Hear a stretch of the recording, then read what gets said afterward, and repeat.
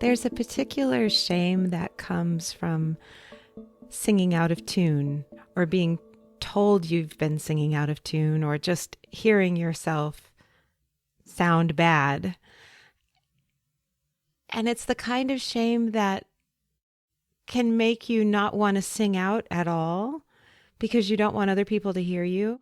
And it can prevent you from joining a chorus, auditioning for something, or probably even more importantly, getting help. Because if you sing out of tune and then you go to a voice lesson and the voice teacher hears you sing out of tune, well, then they might tell you that you really shouldn't be singing. And you don't want to hear that because you really love singing. This is a real fear. This is a real thing. I've made a video training with some really simple exercises that will help you sound better. You can do them on your own.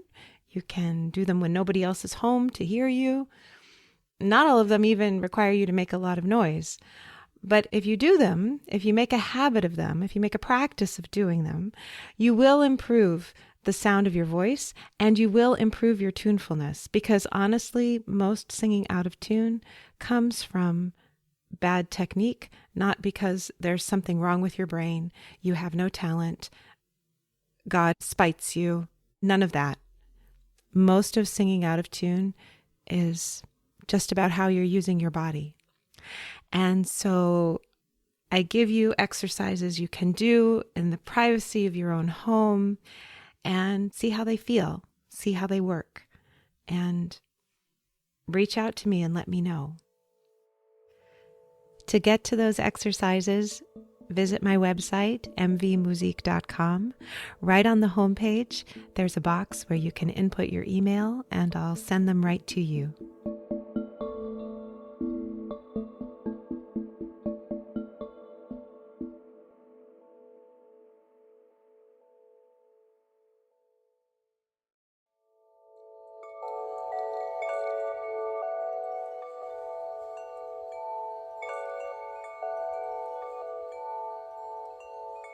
Your voice is unique to you.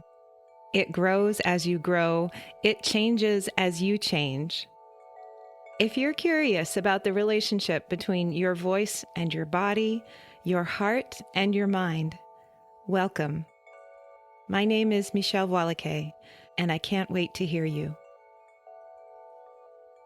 It's been more than a year now since I thought of starting a podcast and got some coaching to help me with it and found a producer to help me with it and started recording episodes. And it's been quite a year. So I've been reflecting on that a bit these last few weeks. So I want to talk about committing to something for a year, what that's been like for me specifically this year, but also what's it like to commit to something for a year with your voice? One of the things I tell people, it's on my website, I say it in person, is that it takes about 5 months of working on your voice to really see any durable, lasting change in how you're using it. Because these are muscles that we use most of the time automatically. It just takes a while to learn how to do things differently and to make that change sustainable. It takes a lot of effort to do something differently at the beginning or to do something new at the beginning. But after about 5 months, I see that most of my students achieve some level of automaticity with some element of the project. I love it when students are willing to commit to a year. And I myself, with voice lessons, have committed to, now I have to do math, like 30 years I've committed to voice lessons. Not all with the same teacher, and not all at once. If you'd asked me 30 years ago, are you committing to 30 years of voice lessons? I probably would have run from the room. I was, at the time, committing to a few, to seeing, will they help? Am I teachable? Is there something here for me to learn that makes sense, that I can hang on to? And as I moved from one city to another, from one teacher to another, from one chorus to another, I just stayed committed. I found, hey, private voice lessons are helping, and I should stick with that. So they've now become something that's as essential as grocery shopping, putting gas in the car. When I was seeing a psychotherapist, as, regular as therapy. So commitment doesn't happen all at once. I mean, I find it's often easier to notice our commitments by looking backwards, by looking at the state of your life now and seeing, therefore, what we must have been committed to be where we are now. So while it was never a conscious decision, I'm committed to voice lessons, at some point I found that they just became a non-negotiable. I want to give you an example in a different realm of commitment that's health related. I have a friend, dear friend, tall, skinny guy, never has to worry about his weight. He can eat whatever he wants. He's kind of irritating in that way. And several years ago, he went for his annual physical and he got his blood work done, and the blood work came back, and the number for A1C, the 90-day blood sugar, he came back pre-diabetic. I don't think that they wanted to put him on medication right away, but they definitely wanted to send him to a group for counseling about how to eat and to really get him to change his diet. It was a big deal. And it was like, we're going to do this first. And if this doesn't work, I think then they were going to try medication. But it felt like a big intervention at the time. It felt like, wow, I really need to pay attention. And he committed at that moment, right, at that time, to paying attention to his diet. And sure enough, I don't know, 6 months later, whenever they redid the test, the numbers were back down in the normal range. That just blew his mind, that he could change his body that much by changing his diet, by committing to paying attention. And then time rolls on, and he would say that he was being really good, in air quotes, paying attention to his diet. And then it was just like, this feels a little too restrictive. And he started to loosen some things up. And then, the next time they did, his blood work, it came back and the number was a little higher. It wasn't pre-diabetic again yet, but it had definitely gone up. And he was able to look at that and say, oh, okay, well, I guess I better tighten it back up again. So he's been on this path of committing to making a radical change and then loosening it up and just now experimenting with how loose he can be and still have his numbers be good. So he's not committed to the same set of decisions that he was at the beginning, like a really restrictive diet, but he is now committed to paying attention and to respecting the consequences of his behavior in a way that he wasn't before. And so that kind of commitment, I feel like when I'm asking students recommending that they commit to 5 months, at least 5 months of lessons, I feel like sometimes that can land with a person like this is something really heavy, that this is something complicated, this is something intense, this is something that's going to require a lot of work. And commitment certainly can be that way. When you're trying to make a radical change in your diet, it feels that way. And also, commitment doesn't have to feel that way. For voice lessons, it doesn't have to feel heavy. It can just be as simple as, I'm making time for this. I'm exploring ways that I can practice at home and feel comfortable practicing at home. I'm open to new performance opportunities. When people ask me to sing, I'm going to say yes. And I'm going to look for opportunities to sing. So I might consider joining a chorus, whereas I haven't before.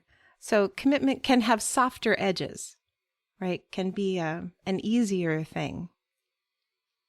But if you look at the last year and you haven't done anything with your voice, but it's kind of on your bucket list, right? You wanted some time, you want to figure this singing thing out, or sometime you want to work on not getting so nervous at work when you have to give a presentation, or sometime you want to just enjoy the sound of your voice a little bit more, right? But you haven't worked on it yet. Well, until now, you've been committed to not making time for it. So you have been committed to something. I say this for those who say, for someone who might say, oh, I just don't do commitments. I just can't do commitments. If you have a calendar, you have some commitments. If you have a job, you have some commitments. You have committed yourself to something. You've committed yourself to an address. Assuming you're housed, you have a street address. You've committed yourself to a phone number, to an email address. You've made decisions that you've stuck with, and they have become part of just like the background of what it is to be you. For me, obviously, because I'm a voice geek, that's what voice lessons have become for me. It's just something that goes on in the background that's part of who I am. And the foreground, right? Because I do perform. I'm not unconsciously wandering through my voice lessons. They're the highlight of my week. The lessons I take for myself. So when I think about what it is to commit to something for a year, thinking back for myself about this podcast, it did feel scary. It did feel kind of heavy. I did need coaching. I reached out to Natalie Miller. I'll put her contact information in the show notes. She was running a small group program. I don't even remember what the program was called, but in my memory, it was, okay, you're going to do this thing. You're getting help from this coach so that you can launch this podcast already because you've been thinking about it for far too long. You just need to do it. You just need to press go. And in the course of that program, I found my producer, K.O. Myers. He's always linked in the show notes. And that relationship over this last year has provided a lot of helpful, easy accountability for me, partly because I'm paying him to produce the show. And I want the show to come out every other Friday, which means that I need to get the audio to him no later than Tuesday in order for that to work out, easily. Some episodes have happened with less lead time than that, but pretty much we agree. For my schedule anyway, it's really convenient to record over the weekend and then send it to him. But knowing that it's not just on me to do this thing. If it were just on me, if I were self-producing, it wouldn't happen because I do not enjoy spending time on my laptop. I do not enjoy looking at sound waves and figuring out how to make things neat and pretty sounding. I just want to be able to say the things and send them off. And then I get a rough transcript back from him, which I clean up and turn into a PDF file for people to download from the website if they want. And I post it on my website. I make a blog post out of the episode. So there's a lot that I'm doing myself, but I'm not doing the audio editing. And so just having that really one other person as a partner in this project has been incredibly helpful to keep me going. Getting graphic design help for the logo. I started rebranding my website at the same time.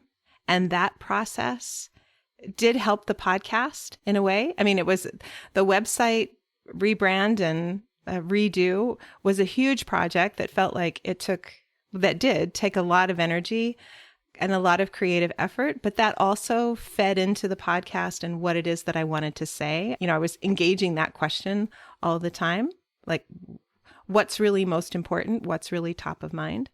So my web designer was another accountability partner, sort of tangentially for the podcast.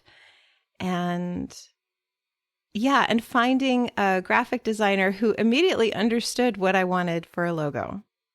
That just felt like a great big yes from the universe. Just to hear somebody else say, yeah, no, that's not crazy. I like that. Let's do that. That felt really good.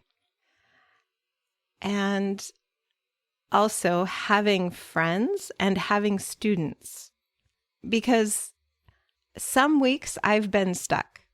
I don't know what I should talk about this week. I have no idea. I haven't gone down the rabbit hole of why should I bother? Nothing I have to say is important. This is all terrible. My brain hasn't done that since I've started actually publishing podcasts. But my brain spent years in that before I committed to doing it. Once I committed to launching the podcast, the self-doubt and self-deprecation that had plagued me for years before I actually committed just evaporated. And I committed to, I don't know, did I commit to a year? I think in my head, I kind of committed to a year, but it's not like I'm in a process of redeciding now. Now it's just, we're just going to keep going until we're not. It's become part of the background of my everyday life. It's just something that's going to happen. And that feels really good. So things about the podcast that were heavy lifts at the beginning, just lots of anxiety. Did I have the right microphone? Did I have the right room? Did I have the right computer program? All of that, KO and I talked about it on a Zoom meeting, tried things out, and he said, yeah, you're kind of good to go. The equipment's fine. Record in Audacity, send me a WAV file, and, I'm uploading that to a Google Drive folder. It's not complicated. So my imagination had made this all a lot scarier and technically threatening than it actually turned out to be. Thinking about comparing this to voice lessons and needing an accountability partner, certainly your teacher is that, and lessons on the calendar are that. Most teachers I know keep a pretty consistent calendar. Like, we want to know, do you want to come every week? Do you want to come every other week? And what time? And let's schedule those, right? Because it makes our lives simpler when we know who we're teaching and when. So we're going to be asking students to schedule X number of weeks out, or to pick a rhythm that we can settle into. And that helps me as a student to know, well, how long do I have to practice between now and then to try to integrate this new way of doing things? And it's also in the back of my mind, again, as a voice student, if something's bugging me about my voice or a piece of music or my learning process, like something's hard, whatever, I'm frustrated, I know that there's a time when we can check in. I know that there's help available coming up.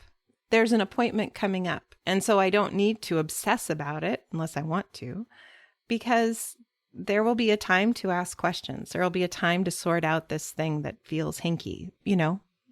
We can work on it.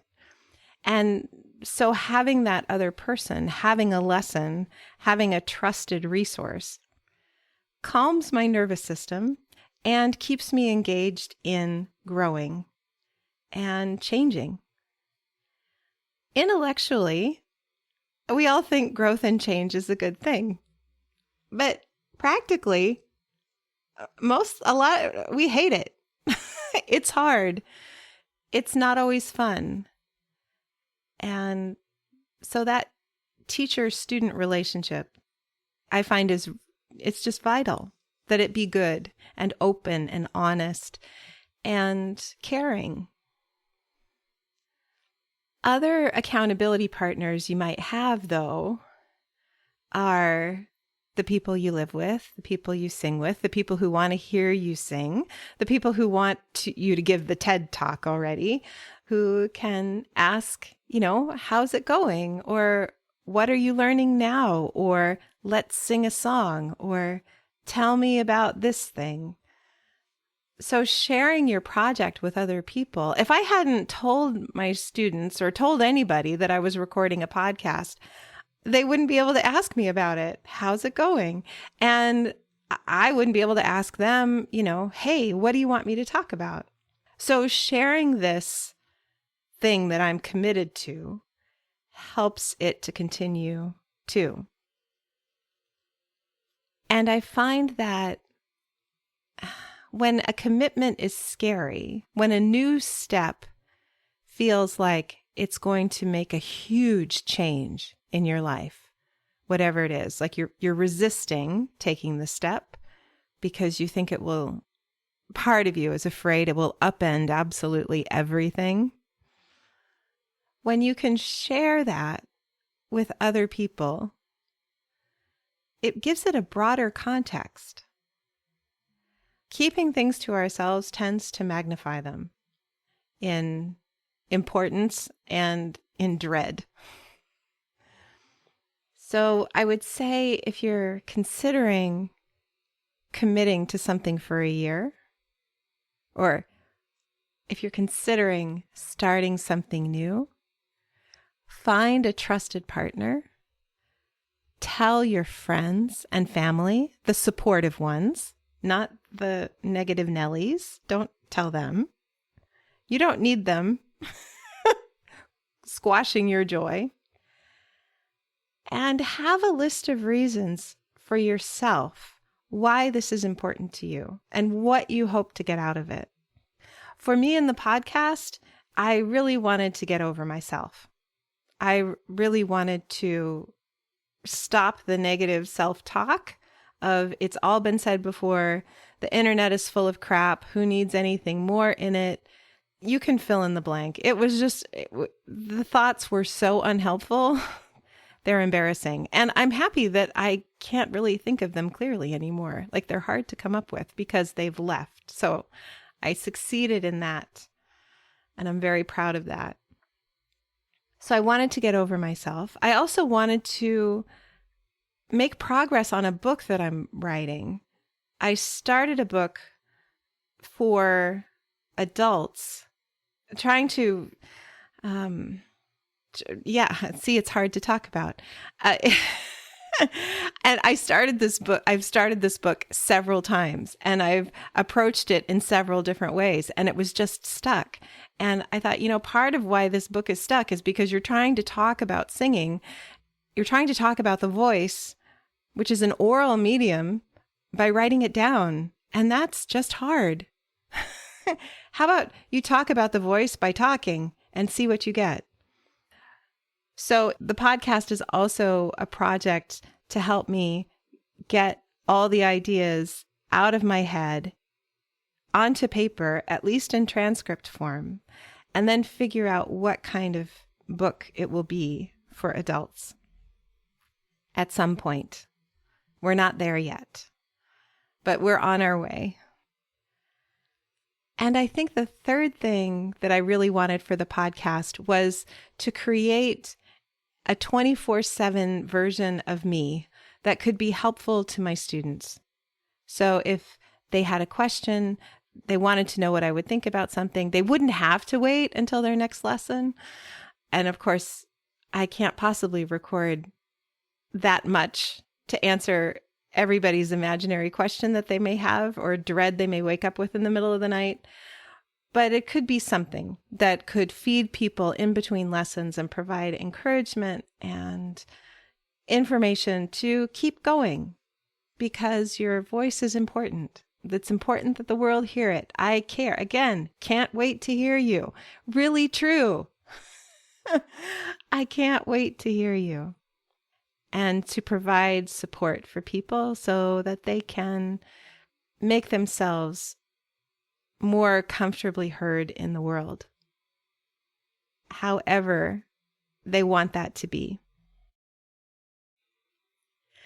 So to sum up, there are at least 2 ways to commit to something: in a hard and heavy way, and in a soft and squishy way. And there's probably a third way that's a little bit of both. When you're making a commitment to do something, to try something new, have a partner, whether it's a paid professional or a dear friend. Have somebody who can help you be accountable and who can help you get to where you want to go, can teach you the skills you need, can help you take that next step easily. And tell your friends, tell supportive loved ones that you are making a change. You're going to make a change. You're going to take a new step.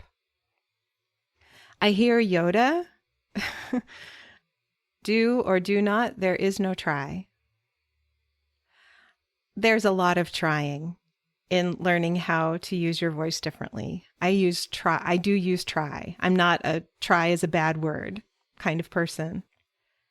But tell your supportive friends that you're making a new step. Even if it's small, you're having a new beginning.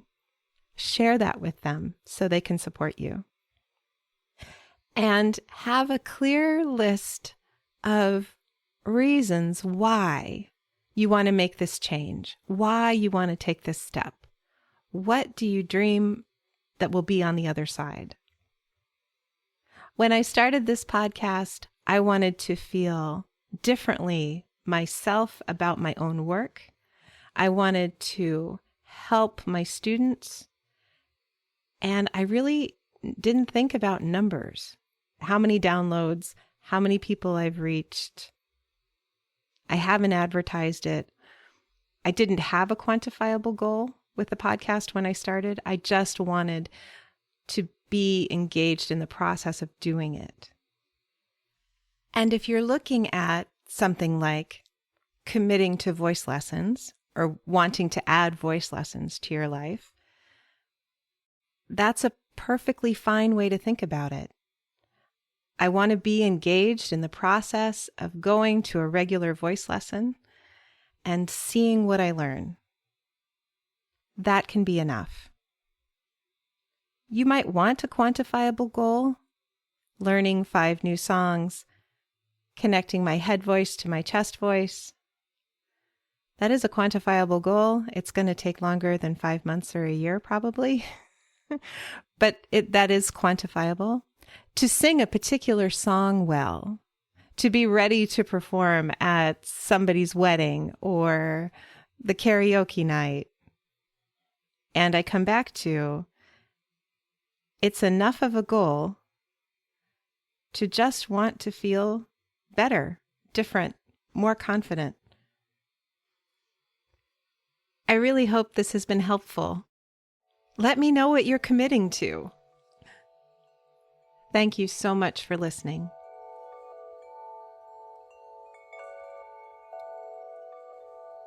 If you enjoyed today's episode, please rate and review on Apple Podcasts or wherever you listen. Every positive review helps new people find the show. Subscribing ensures you'll learn about new episodes as soon as they come out.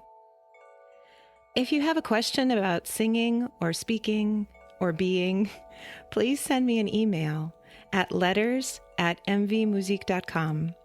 That's letters at M as in Mary, V as in Victor, MUSIK.com.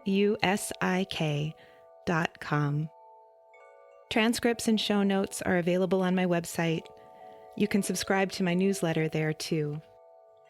Can't Wait to Hear You is produced in conjunction with Particulate Media.